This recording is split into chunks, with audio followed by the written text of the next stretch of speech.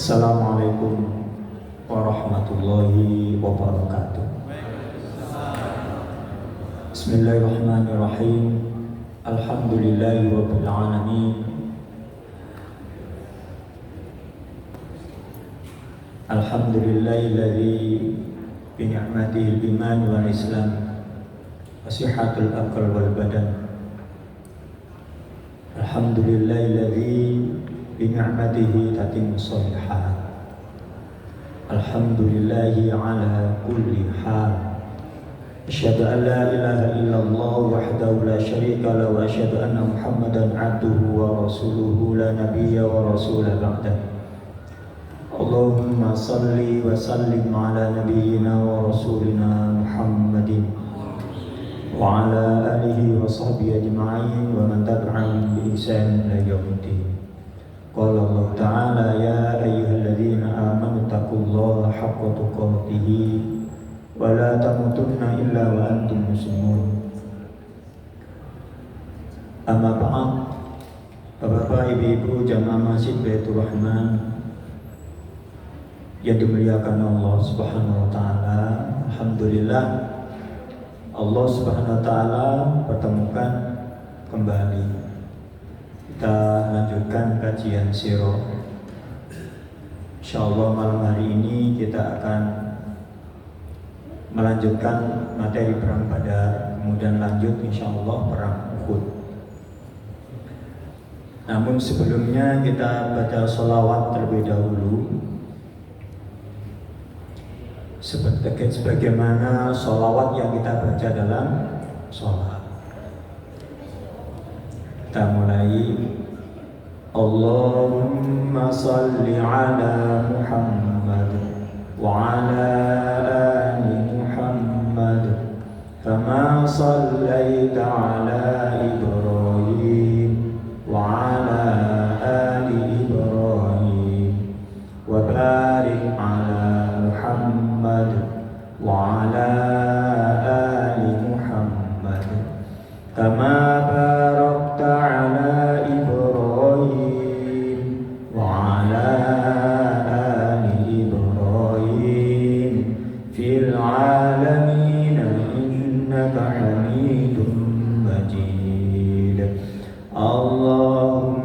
salli ala Muhammad wa ala ali Muhammad kama sallaita ala Ibrahim wa ala ali Ibrahim wa barik ala Muhammad wa ala ali Muhammad kama barakta ala Ibrahim wa ala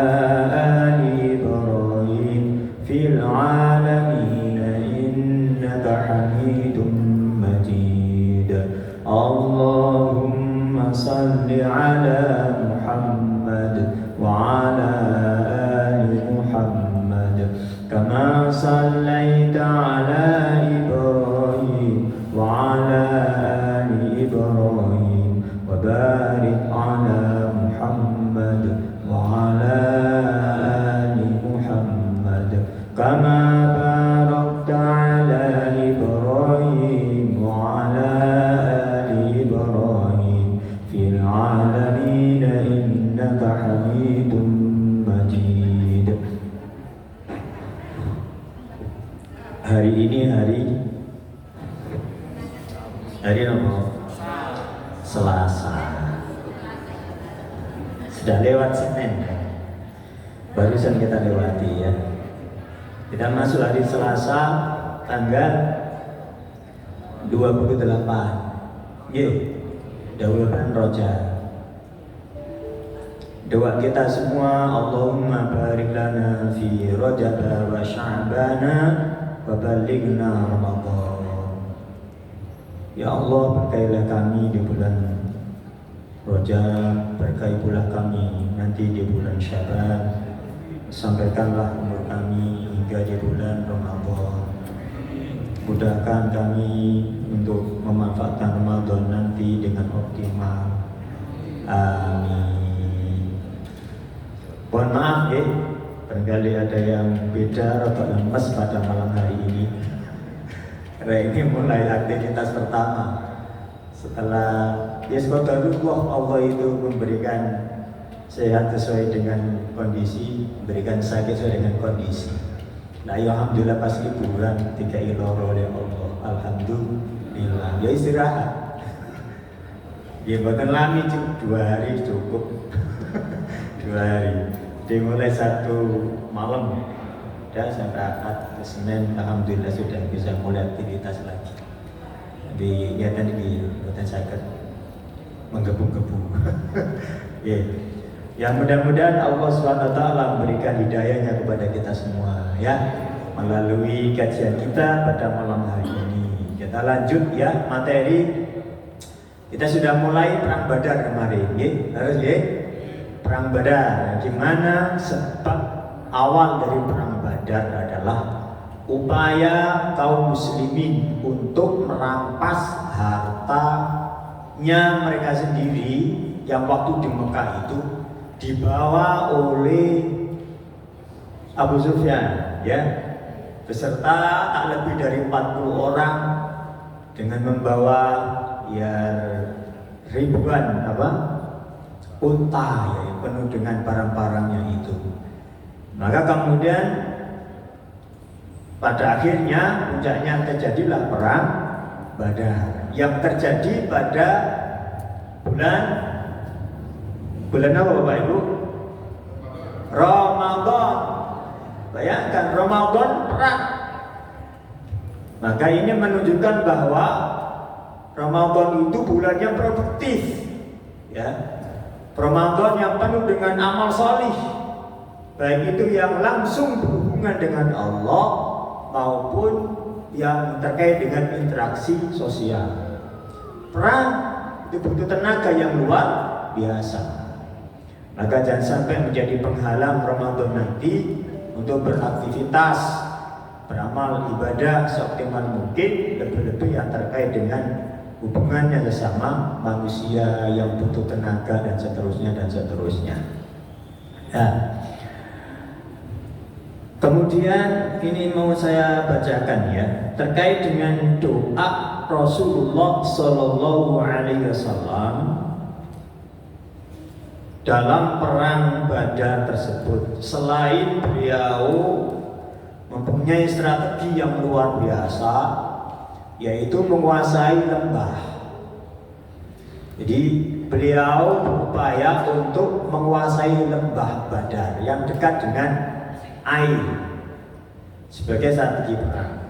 Ini doa Rasulullah Sallallahu Alaihi Wasallam. Allahumma hadihi Quraisyun qad aqbalat bi khuyalaiha wa fakhriha. Ya Allah, ini orang Quraisy yang datang dengan kecongkakan dan penuh kesombongan ya. Bi khuyalaiha wa fakhriha, yang datang penuh dengan kecongkakan dan penuh dengan kesombongan. Karena memang mereka ketika datang ke Badar setelah Abu Sufyan meminta bantuan kepada orang kafir Mekah, maka Abu Jahal itu dengan sombongnya mereka akan merayakan kemenangan itu di lembah Badar. Maka Rasulullah mengatakan demikian, Allahumma hadhi Quraisyun qad aqbalat bi khuyalaiha wa fakhriha. Ya Allah, ini orang Quraisy yang sungguh mereka ini datang dengan kecongkakan dan penuh dengan kesombongan. Tahaduka wa tukadzabu rasulaka, yang mereka ini memusuhimu dan mendustakan rasulmu, yaitu Rasulullah Sallallahu Alaihi Wasallam. Allahumma fanasruka alladhi wa'adtani, ya Allah, yang kuharapkan adalah pertolonganmu ya, seperti yang telah engkau janjikan kepadaku. Allahumma ahinhumul ghada'a, ya Allah, binasakanlah mereka pagi hari ini. Itu doa Rasulullah Sallallahu Alaihi Wasallam yang kemudian nanti Allah ijabahi. Ada beberapa doa yang direkam oleh Imam Syafi'ur Rahman Al-Barufuri ini dalam kitabnya. Ada lagi doa beliau, Allahumma juzli ma wa'adtani. Ya Allah, penuhilah bagiku apa yang Engkau janjikan kepadaku. Allahumma inni amshuduka ahdaka wa wa'daka. Ya Allah, sesungguhnya aku mengingatmu, aku sumpah dan janjimu. Nah, ada lagi doa, Allahumma in tuhlika hadhil isabatal yaum la tu'badu. Ya Allah, jika pasukan ini hancur pada hari ini, ya, tentu Engkau tidak akan disembah lagi. Maksudnya jika kaum muslimin itu kalah, ini curhatan Rasulullah Shallallahu Alaihi Wasallam kepada Allah Subhanahu Wa Taala. Besar harapan beliau untuk mohon kemenangan di perang Badar. Allahumma in tuhlika hadhihi al-isyatal yawma la tu'badu. Ya Allah, jika pasukan ini hancur, maksudnya kaum muslimin hancur, kalah, tentu Engkau tidak akan disembah lagi. Allahumma in syi'ta lam tu'badu ba'dal yaumi abadan. Kecuali jika memang Engkau menghendaki untuk disembah untuk selamanya setelah hari ini, ya Allah. Ini curhatan atau munajat Rasulullah Sallallahu Alaihi Wasallam kepada Allah Subhanahu Wa Taala agar diberi kemenangan. Singkatnya, Allah Subhanahu Wa Taala memberikan kemenangan dengan menurunkan bala tentaranya, yaitu ribuan para malaikat. Allah turunkan. Singkatnya, sehingga orang-orang kafir terbunuh, pembesar orang-orang kafir terbunuh. Ya, siapa itu? Umayyah bin Khalaf. Ya, Umayyah bin Khalaf dibunuh oleh Bilal bin Rabah. Umayyah bin Khalaf yang dulu ketika di Mekah pernah menyiksa Bilal, di perang Badar itu Allah matikan melalui tangan Bilal bin Rabah. Kemudian ada lagi Abu Jahal. Abu Jahal itu kan yang melempari batu, yang mengejek, yang mengolok-olok Abdullah bin Mas'ud. Ya, ternyata di perang Badar itu terbunuh melalui tangan Ibnu Mas'ud. Jadi luar biasa pada perang Badar ini. Dikatakan kekalahan telak di kalangan orang kafir. Kemudian 14 kaum muslimin yang meninggal dunia, ya, kemudian nama-namanya tertulis itu di sana di daerah Badar, ya. Dan kemudian ketika Rasulullah SAW mengubur, turun ayat, ya, surat Al-Baqarah itu ayat 154 kalau tidak salah. Wala taqulu liman yuqtalu fi sabilillahi amwat bal ahya'un walakin la tashkurun. Dan jangan kalian mengatakan bahwa mereka orang yang terbunuh di jalan Allah itu mati, tapi mereka itu hidup, cuma kalian tidak menyadari. Apa hikmah yang bisa kita petik dalam perang Badar ini? Yang pertama adalah bahwa cahaya Allah itu akan selalu bersinar. Tidak ada yang mampu untuk memadamkannya. Jadi biasanya kalau kita menggenggam cahaya dengan tangan kanan, kemudian kegelapan dengan tangan kiri, kemudian kita adu, plak, ya.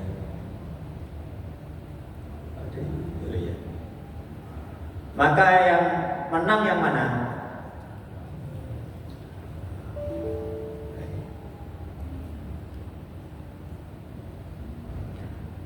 Maka yang menang adalah cahaya. Sirnalah, hinaklah kegelapan itu.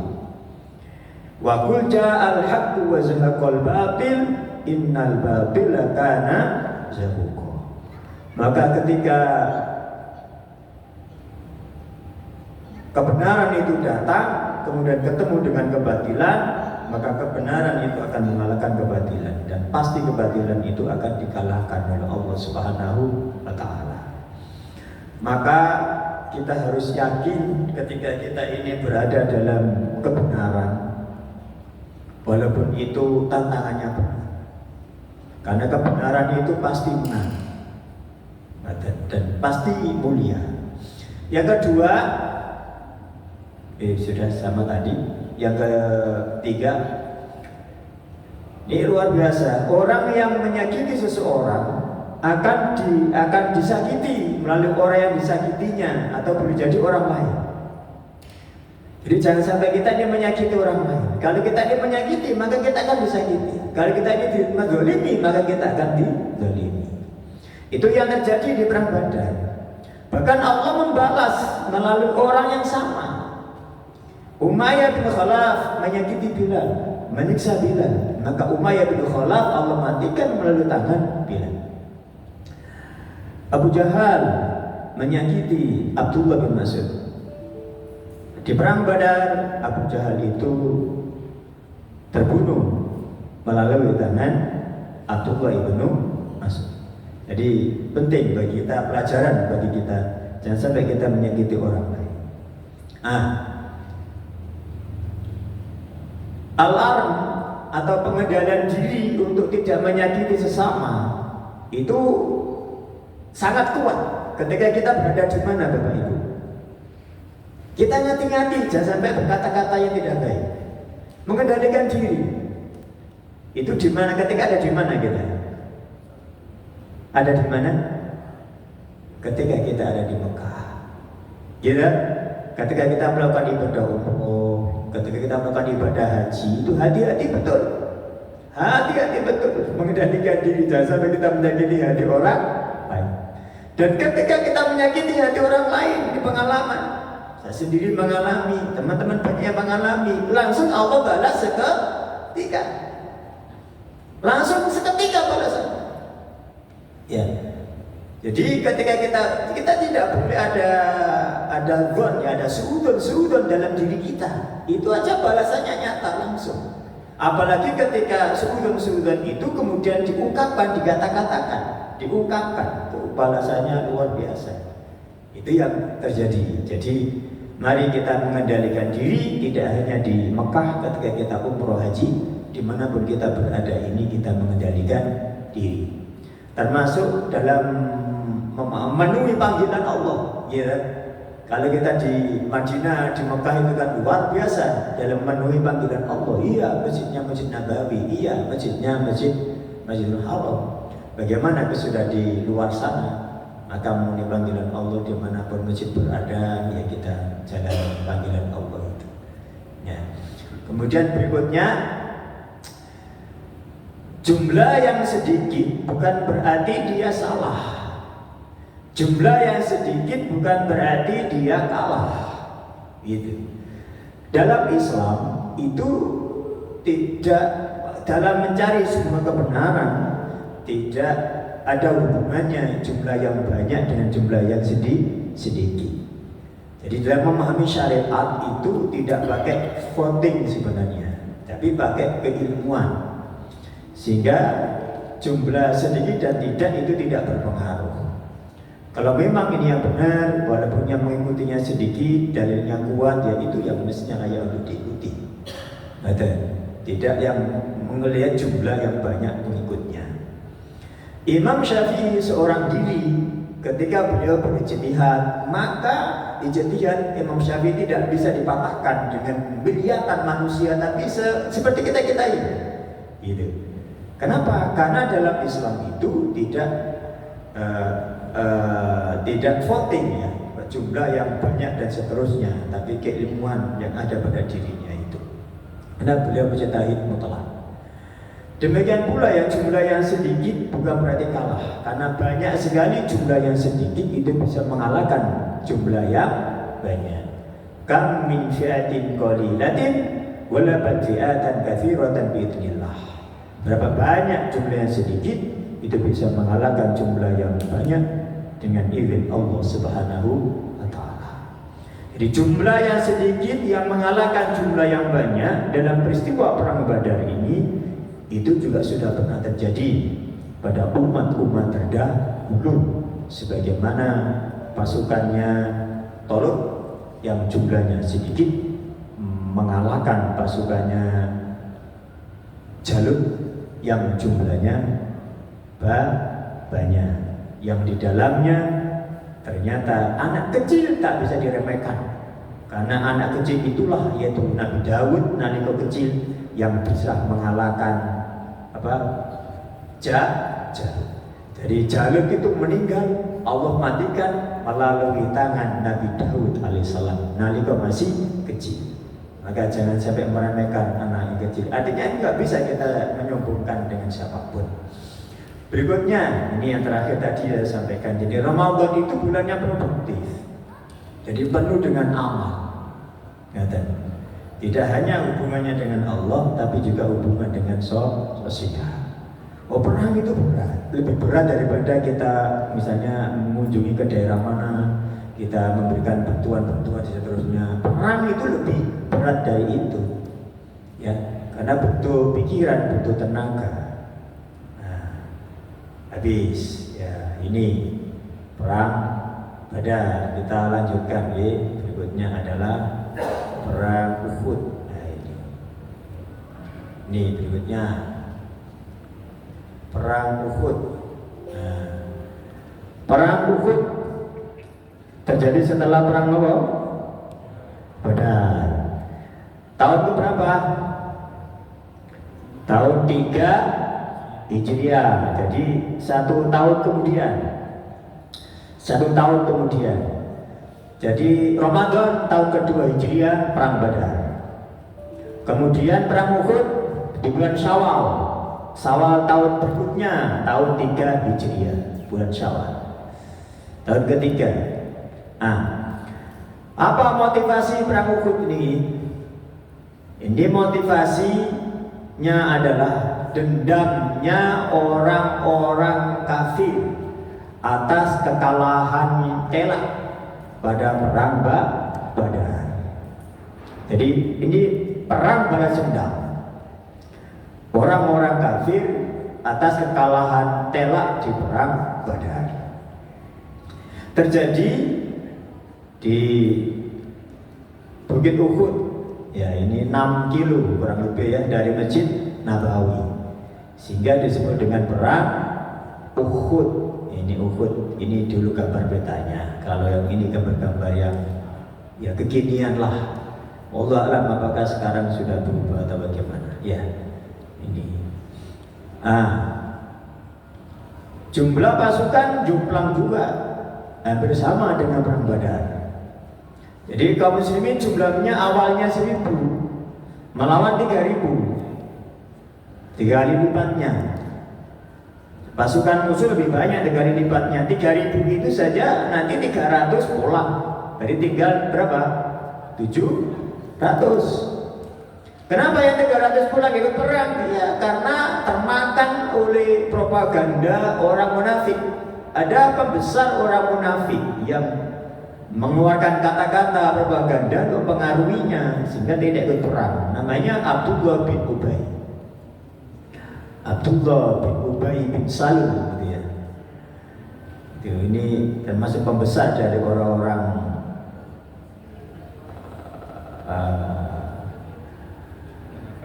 munafiknya, ya.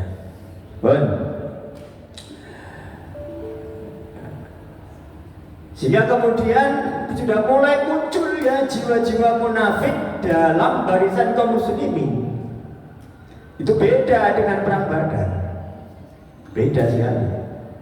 Maka 300 orang mundur atas perintah Abdullah bin Ubay itu tadi.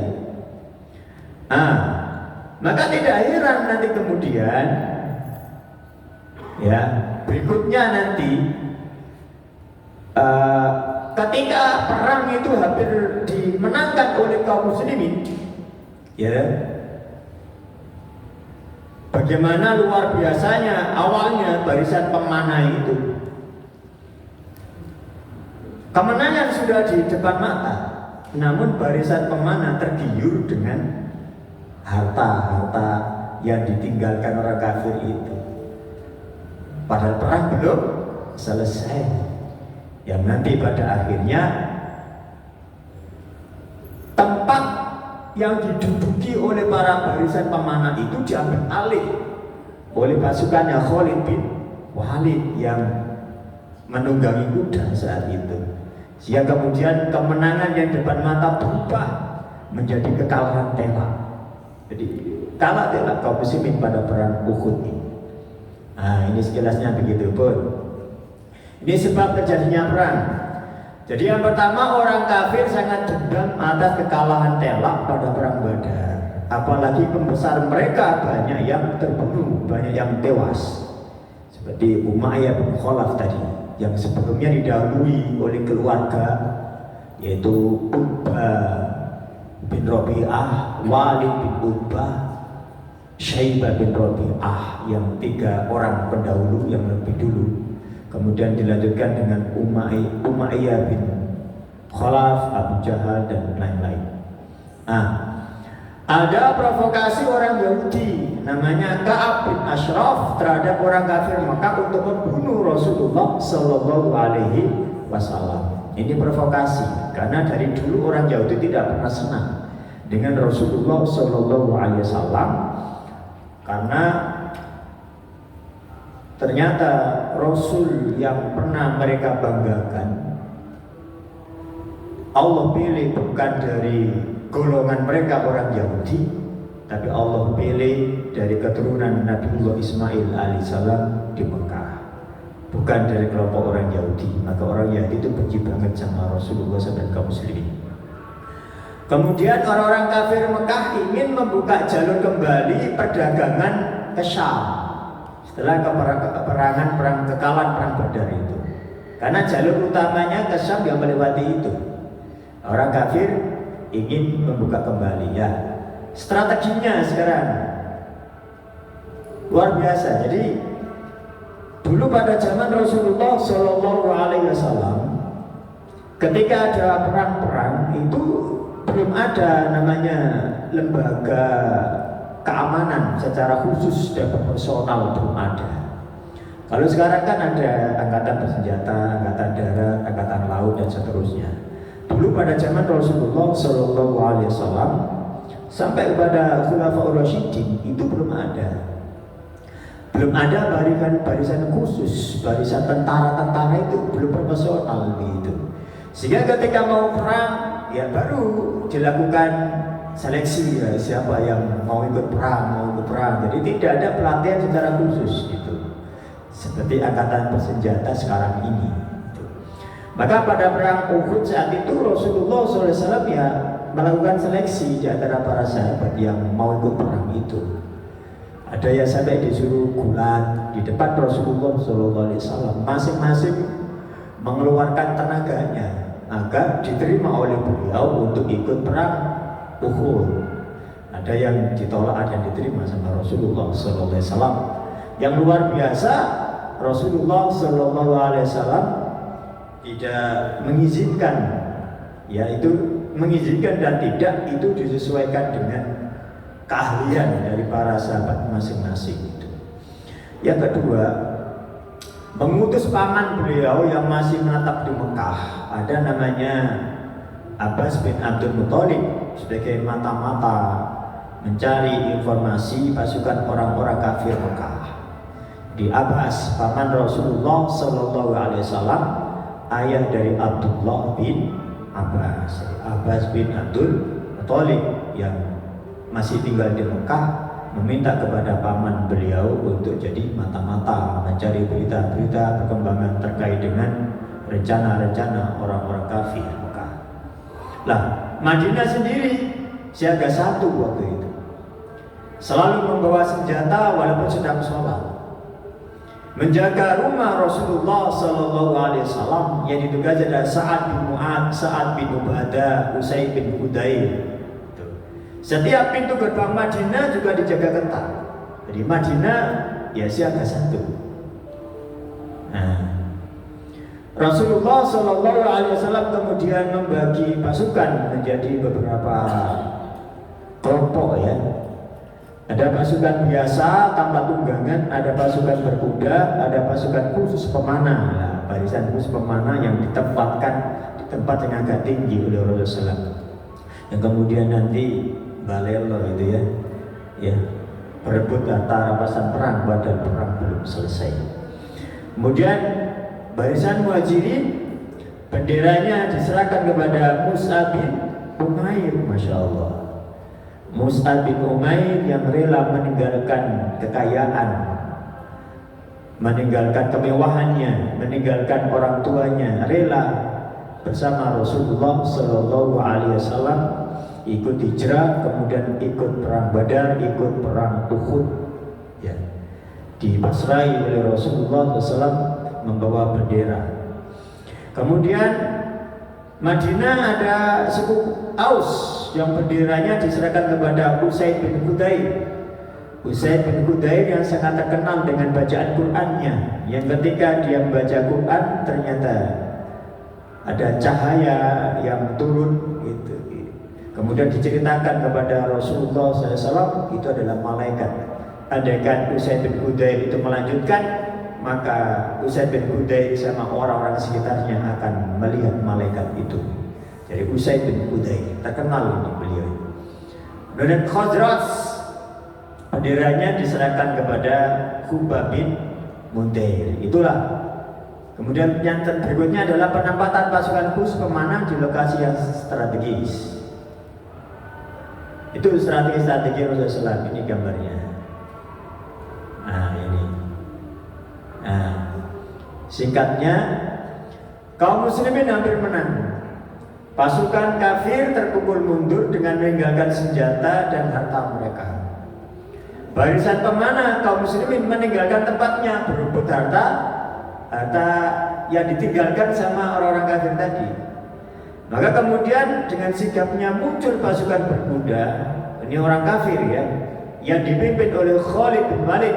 Ini berarti sebelum Khalid bin Walid masuk Islam, menduduki tempat barisan pemanah itu, sehingga kondisinya terbalik, sehingga kaum muslimin yang terserang, ya akhirnya ya kalah tela, kemenangan dibiak oleh orang-orang kafir, sampai Hamzah, nah ini ya Hamzah, paman Rasulullah Sallallahu Alaihi Wasallam yang sangat berperan di awal-awal dakwah di Mekah sampai di awal-awal dakwah ke Madinah. Luar biasa ya, ini Hamzah, paman beliau namanya Hamzah. Ini sangat dibenci sama Hindun ya, karena Hamzah inilah yang ikut duel membunuh keluarganya namanya Syaibah bin Rabi'ah. Ya, akhirnya Hindun itu menyiapkan budak namanya Wasi pada perang Uhud. Jadi sebelum perang, Wasi ini diminta untuk fokus membunuh Hamzah dengan iming-iming kalau nanti mampu membunuh Hamzah maka janjinya akan dimerdekakan dari budak. Maka Wasi mengasah tombak dan pada perang Uhud itu yang mengincar Hamzah. Akhirnya Hamzah terbunuh. Yang tertulis dalam sirah sampai ada bagian dalam tubuhnya, ada katakan jantung itu diambil kemudian dimakan oleh itu. Karena begitu dendamnya. Itu. Mus'ab bin Umair pun terbunuh mengenaskan. Jadi Mus'ab bin Umair tadi yang membawa bendera orang-orang kelompok Muhajirin. Jadi sebenarnya Mus'ab bin Umair itu awalnya melindungi Rasulullah Sallallahu Alaihi Wasallam, karena beliau sangat terjepit ya, mendapatkan serangan yang luar biasa dari orang kafir. Mus'ab bin Umair memalingkan perhatian orang-orang kafir agar tidak tertuju kepada Rasulullah Sallallahu Alaihi Wasallam. Pada akhirnya Mus'ab bin Umair menjadi sasaran, sehingga ini ya, tangan kanannya putus ini ya, tangan kirinya putus. Itu masih membawa bendera, tidak jatuh beliau, tidak menyerah, sampai kemudian kena tombak. Yang membunuhnya adalah Ibnu Qomiyah dari orang-orang kafir itu. Kemudian Rasulullah SAW luka parah ya pada perang Uhud itu. 70 kaum muslimin menjadi syuhada pada perang Uhud. Nah, ini Apa hikmahnya ini? Hikmahnya jadi evaluasi bagi kita semua. Maka tidak ada pilihan yang lain. Taat kepada Rasulullah Shallallahu Alaihi Wasallam. Jadi karena Rasulullah SAW sudah menetapkan, sudah taat lagi itu. Insya Allah banyak kebaikan, banyak hikmah. Begitu tidak mentaati, justru malah tergiur dengan harta, ya sudah bahaya di depan mata. Nah, penyakit kita di dalam berdakwah itu ini, ujian-ujian ketaatan pada pemimpin, pada ulama, ya masuk ujian-ujian kita terhadap harta itu yang memalingkan kita. Ya. Sekarang Indonesia sendiri banyak sekali. Misalnya kita bicara NKRI misalnya. Sama tidak Indonesia dulu ketika berjuang merebut kemerdekaan dengan sekarang Indonesia yang ingin membangun Indonesia? Sama atau beda? Jauh beda.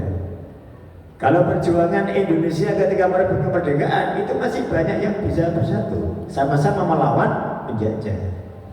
Tapi begitu diberi kemenangan oleh Allah, kemerdekaan, sekali kita membangun, ternyata musuh-musuh kita enggak jahat. Jadi dari saudara kita sendiri, yang mereka mulai tidak seperti dulu para pejuang lagi. Jadi nilai-nilai cinta tanah airnya sudah mulai memudar. Yaitu ini selalu muncul di kelompok di mana. Ya, maka doa kita semua yang mudah-mudahan kalau terkait dengan kebangsaan ya kita cinta tanah air, terkait dengan masalah keislaman dan seterusnya ya perjuangan-perjuangan kita ini ya mudah-mudahan Allah jauhkan kita dari sifat-sifat munafik ya.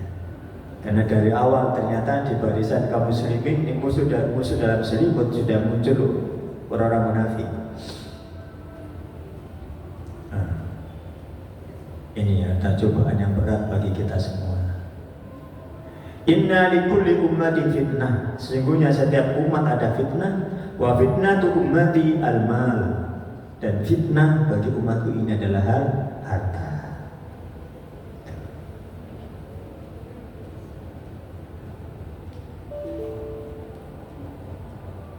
Maka harta cukup di tangan.